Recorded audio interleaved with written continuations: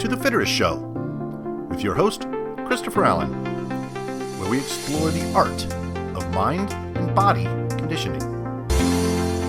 With the pandemic essentially closing all gyms and fitness centers across the country for a chunk of 2020, Planet Fitness was no exception. About 2,000 Planet Fitness locations closed, resulting in a top-line revenue drop of 78%. As these clubs start to reopen with strict cleanliness guidelines and new technology to aid members, can Planet Fitness make a comeback? Also, health trackers and smartwatches might be able to detect the coronavirus before more recognizable symptoms appear. However, privacy and trust issues among the pandemic's hardest-hit population segments remain. This adds to the difficulty in getting these groups to participate in broader pandemic health studies. We'll take a look at some of the opportunities, challenges of fit tech as an early detection opportunity. So, let's dive in. As one of the leading franchisors and operators of fitness centers in the United States, Planet Fitness had a good run of success up until the coronavirus pandemic forced the stock to drop about 25-30% year to date. The company's sales in Q2 of 2020, which is end of June, were down 78% from the prior year period as a result of temporary store closures due to the coronavirus. Now, the Planet Fitness franchise business model is attractive to investors as long as the unit economics of the individual locations generate favorable cash-on-cash returns. No surprise there. While its gyms begin to reopen across the country, the question is, can Planet Fitness get back to producing those pre-coronavirus returns and still provide a runway for future growth? As of June 30th, the end of their Q2, 95% of the Planet Fitness locations were franchised. The company had over 1,000 new locations under new development agreements with franchisee groups, which were extended out 12 months due to the onset of the pandemic. This means that the proportion of the franchise locations is trending even higher, which should be a tailwind for the company. Now, in order to continue appealing to franchisees, Planet Fitness locations need to provide returns. Based on the results of 2019, the cash-on-cash returns for franchise stores in the second year of operations average about 25%, which is in line with the few corporate-owned stores of Planet Fitness as well. Now, if we assume that the typical franchisee puts down 30% cash, finances the rest with debt, then the return on equity is considerably higher than the 25% return previously mentioned. And this is supported by the fact that 90% of new Planet Fitness stores opened in 2019 were by existing franchisees. So if the business model is not working, you're not getting 90% of the people that already own the business to buy more and invest more in the business. That's a clear sign that the business model is working not only for the franchisees, but for Planet Fitness corporate as well. And just a side note from its membership tier, its most expensive membership, the Planet Fitness Black Card, is $23 a month. That compares with the industry average of about $70 per month. So clearly, there is potential upside in untapped pricing power going into the future, which provides potentially even more tailwinds.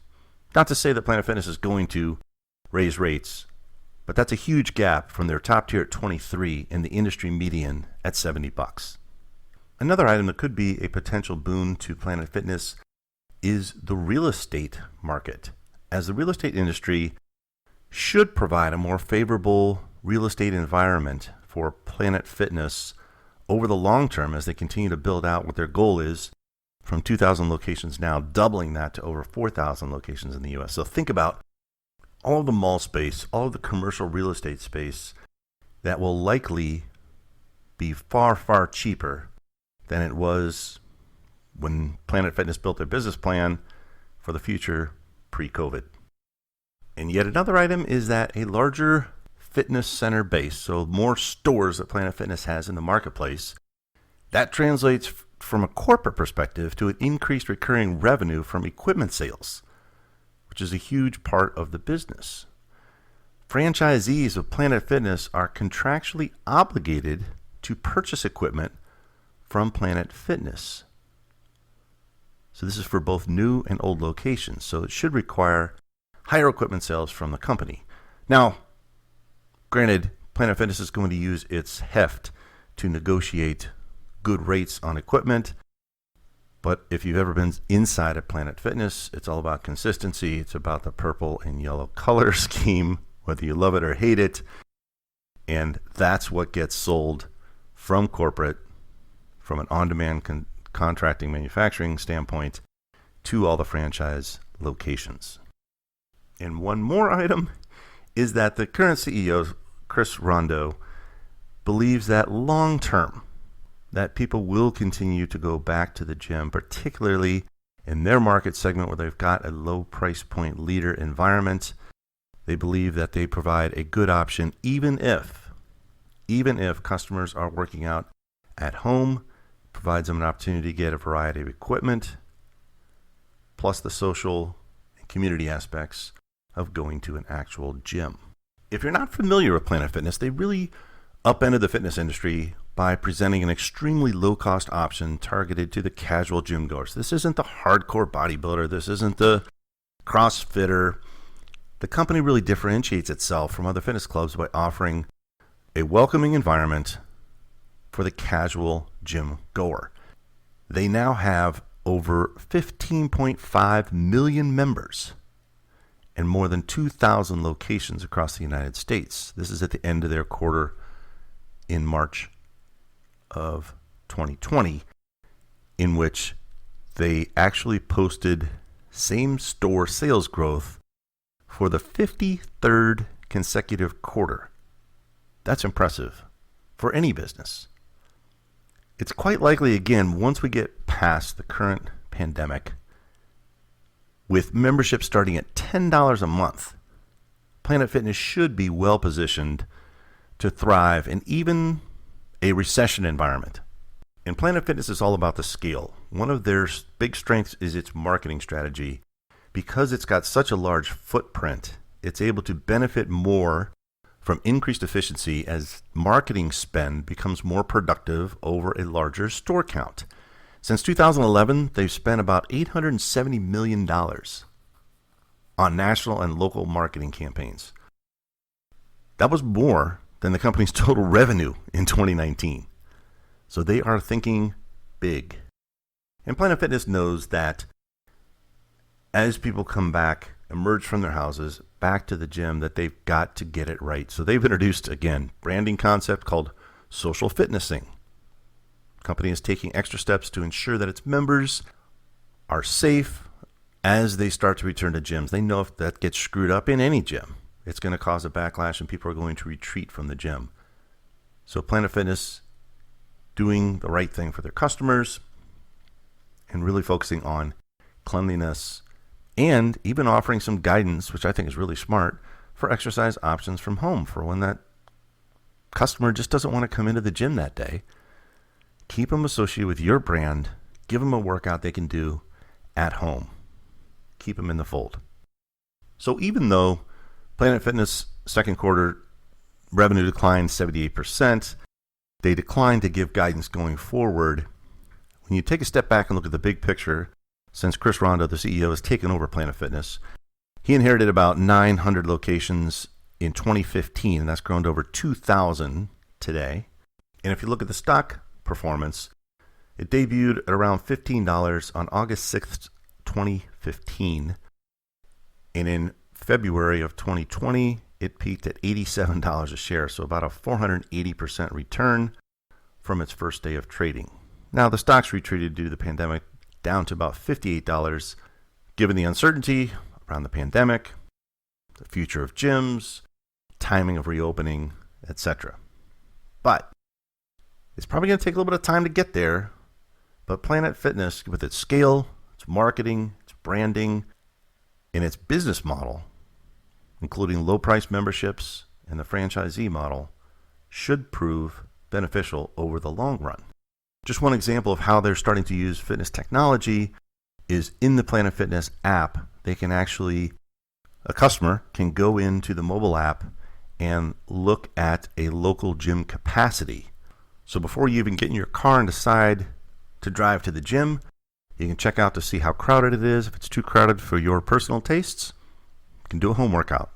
If it looks good, you can head to one of the over 1,400 gyms of Planet Fitness that are now reopened en route to the full 2,000, but they're going to take their time. They've got a good model. We'll see how it scales over time. In our second news story,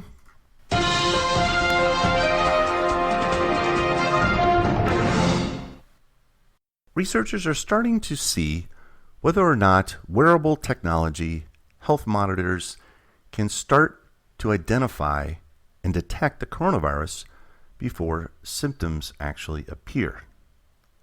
One such study that launched in March of 2020 by the Scripps Research Translational Institute San Diego identified 400 employees of the San Diego Metropolitan Transit System and outfitted them with wearable Fitbit fitness devices as part of the study tracking. These devices monitor heart rate, sleep patterns, and physical activity levels, and researchers are looking for any nuanced changes that these monitoring devices might be able to tell them to help people identify whether or not they need to get tested even before some symptoms appear. And this group of 400 people is part of a larger Scripps study called DETECT, which again monitors the biometrics of, in this case, about 35,000 participants through an app that pulls data from Fitbits, Apple Watches, and other wearable devices. And the head epidemiologist at Scripps really tries to compare day-to-day changes over baseline health levels and trying to find signs that the sensor data can help detect COVID-19 before symptoms appear better than self-reported symptoms alone. So oxygen levels, oxygen capacity might be able to be detected sooner than someone saying, I feel like I have a shortness of breath. And the goal is to build an alert system that tells participants when their health patterns indicate some abnormality, could be an infection, and then it can send them either testing information or an at-home testing kit and connect them with a contact tracer if they test positive. So the potential is very interesting and very exciting, looking at the effectiveness of wearables as COVID detectors.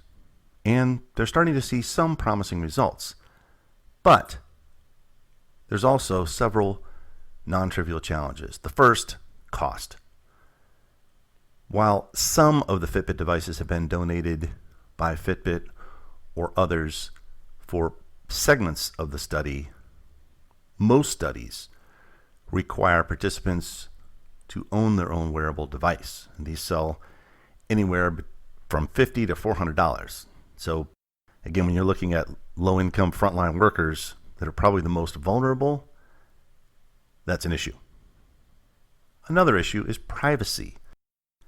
As with anything tech-powered, contact tracing, some people are concerned with privacy issues and government access to health information and the surveillance fears that they're going to harvest data from residents. And then the third one, which is maybe a superset of privacy, is just general trust. Researchers have to overcome these challenges, cost and privacy, and confront just a long legacy of mistrust between medical institutions and particularly low-income communities of color. Just as an example, another epidemiologist tried to set up a study in Jackson, Mississippi to distribute wearables to low-income African-American residents, one of the pandemic's hardest-hit populations nationwide. But when you go to that community and say, hey, I'm going to put a digital tracker on your wrist in this community to study your overall health, that's going to face some challenges beyond just the question of how much does the device cost or is it free, as there is generally a long history of deception. And in this current climate, when you start saying, hey, this thing on your wrist will be used for tracking that's probably not going to go over too well right at the moment. So the researchers partnered with community health leaders, city leaders, to design the study in a way that is mindful of these divisions of trust and help people understand that if one wears a device, it may allow them to seek medical attention earlier instead of waiting until it's possibly too late.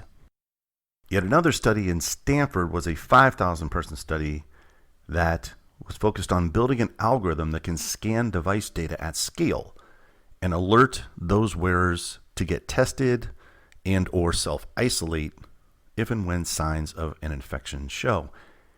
And with limited data, of 31 participants who did test positive for COVID-19, the researchers found that 82% of those participants had data on their devices that indicated infections such as elevated heart rate, either at or before the time that the symptoms actually appeared in the participant. Across many of these studies, if not all the studies, a side benefit has been that participants have started to learn more about their body based on the feedback that they can see on the device, how their heart rate might fluctuate based on time of day, whether they're at work or at home, the situation that they're in, the environment that they're in.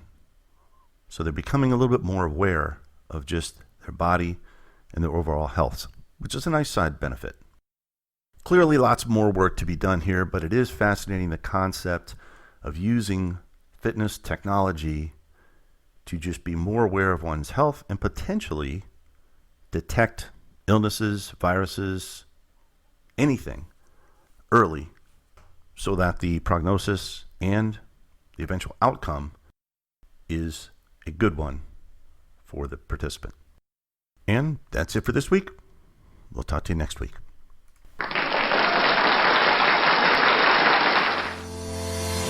With that, I'd like to thank you for taking the time to listen to The Fitterist Show. You can follow us on Instagram at FitteristMindBody and on Twitter at FitteristMind. If you enjoyed this episode, please send it to a friend or subscribe to make sure you don't miss any future episodes of The Fitterist Show. My name is Christopher Allen, and make it a magical day.